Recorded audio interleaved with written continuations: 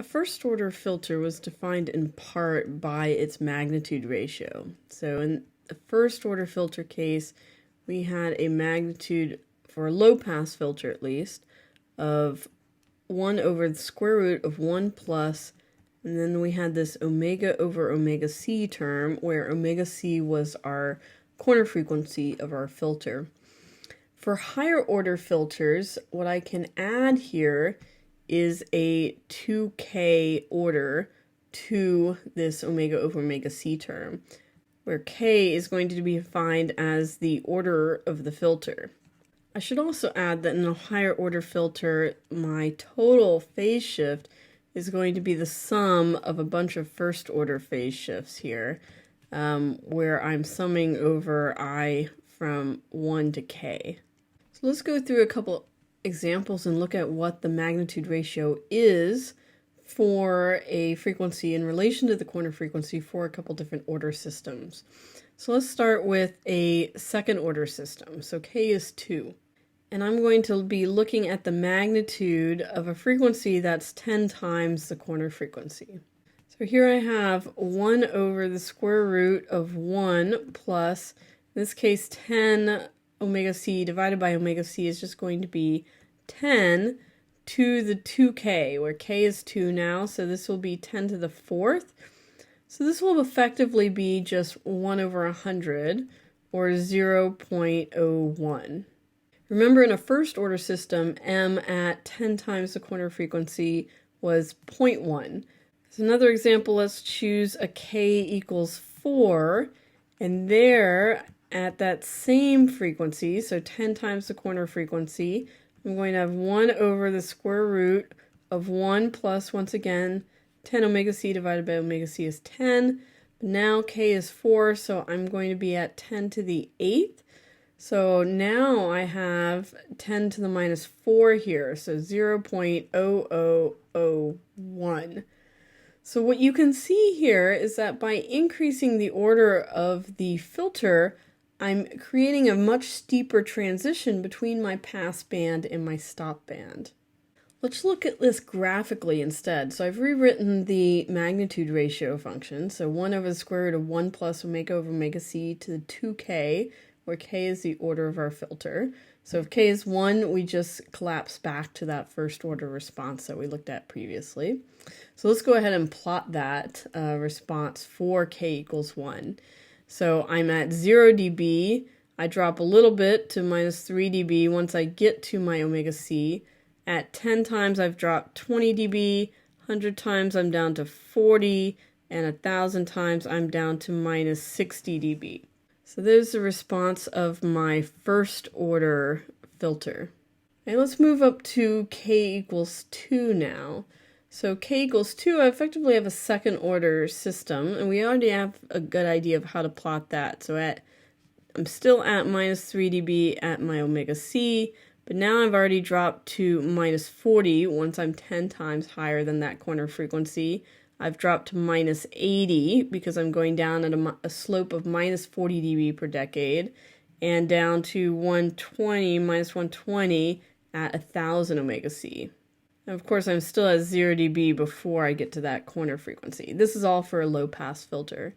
So that's my second order filter. Let's look at a third order filter. So at that point, I am at, I have a power of 6 right here, so I'm going to be at minus 60 dB at 10 times that corner frequency, minus 120 dB at 100 times that corner frequency. And the same thing up here. That's my third order, my fourth order, and a fifth order would be at minus 100 dB already by the time I'm at 10 omega c.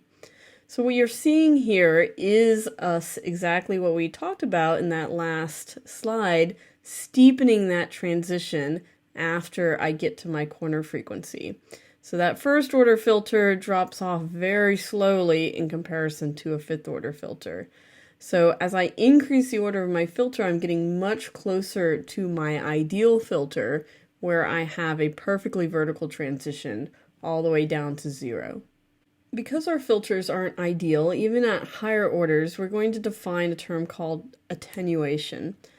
And the attenuation that we get in our filter is the amount in dB that unwanted signals in my stop band are going to be decreased by. So I'm measuring this in decibels. We can write this mathematically. Let's look at a low-pass filter to start. My attenuation is going to be 10 log base 10 of the denominator, effectively, of my signal. So 1 plus omega over omega c to the 2k, right? And I'm at 10 because that was a square root, so I've already multiplied it by half. So this is either something that I can compute using this or actually read off of those Bode plots, and we'll do both of those. So let's first look at computing this. So let's say k is 2, and I'm interested in the attenuation at omega is 100 times my corner frequency. So in this case, I have 10 log of 1 plus 100 to the 4th power. So this is effectively 10 to the 8. So 10 to the 8, log base 10 of 10 to the 8 will be 8. So I'm going to get 80 dB. So this means that for a second order filter at 100 times the corner frequency, I have 80 dB of attenuation. We could also read this off this plot right here. So here's my second order filter at 100 times my corner frequency. I'm measuring basically down from that 0 dB line. I have 80 dB of attenuation at 100 times that corner frequency for a second order filter. So for a fourth order filter, I'd have 160 dB of attenuation at that same frequency. So what you see from both the plot and this equation here is that for higher order filters, I'm going to have more attenuation at the same frequency in that stop band. And that effectively means that my signals getting through in that stop band are much more reduced, right? I'm much closer to my ideal filter. But let's do a quick example with one of these higher order filters. In this case, I'm trying to improve my speaker system, my audio system, by filtering out any higher frequency component going into my subwoofer. And in this case, I'm going to just come up with a couple parameters around my problem. I want a magnitude ratio greater than 0.95. So I want it close to 1 at 50 hertz. And I want it less than 10 to the minus 2 at 200 hertz. So I want it really attenuated already at 200 hertz. And I'm giving you a corner frequency of 100 hertz. And the question here is what filter order is needed. So what order filter do I need to build, either in circuitry or in software, in order to implement this in order to achieve these particular goals? Let's start by writing down some of these requirements. So my magnitude ratio at 50 hertz needs to be greater than 0.95. And I can graph this pictorially. So I've plotted 10 hertz, 100 hertz here. Now remember, on a log plot, you get 20 about a third of the way through and 50 2/3 of the way through. So there's my 50 hertz right there. And so that's saying right here that that should be 0.95 or above, right? And I'm approximating this as 0.95 right here. And another constraint was that my magnitude at 200 hertz needs to be less than 0.01. So at 200 hertz, so about a third of the way between 100 and 1000. So there's my 200 hertz. I need to be at 0.01 by that point. So these 2 points are now effectively defining my transition here, and the steepness of this is going to determine the order of the filter that I need. And I can do this mathematically. The other thing I forgot to define on here is we're defining a corner frequency of 100 hertz. So right here, FC is at 100 hertz. So that will impact everything as well. But let's start with this 50 hertz requirement, right? Each of these will probably give us a different order requirement for our filter, and we'll pick whichever one is higher in order to satisfy both requirements. Right, so at 50 hertz, my F over FC is going to be 0.5, right? Because my FC is 100 hertz. My magnitude at 50 hertz, or magnitude at F, is defined as 1 over the square root of 1 plus f over fc to the 2k, right? And k is ultimately what I'm trying to figure out here. So I can rearrange this equation to get this in terms of k. So now k is the log of 1 minus this magnitude ratio squared over the magnitude ratio divided by 2 log f over fc.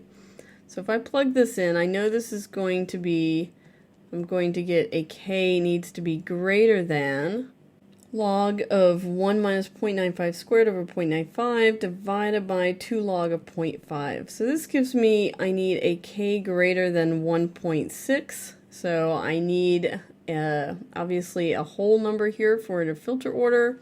So based on this constraint, I need at least a second order filter. A higher order filter will still satisfy this constraint, but I need at least a second order filter.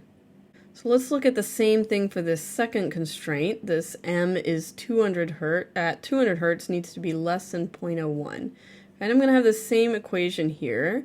So k in this case needs to be greater than log of 1 minus 0.01 squared divided by 0.01. Right, this is a log of that whole expression divided by 2 log, in this case, 200 over 100 hertz. My f over fc here is 2. And if I work out this math, I get a k is greater than 6.6, which means that I need at minimum a 7th order filter to solve this problem. So obviously the filter that will satisfy both of these constraints in the end is going to be the 7th order filter, which is a pretty high order filter. So maybe I would want to relax one of these constraints, but if I couldn't do that, then a 7th order filter would be what I need to do this.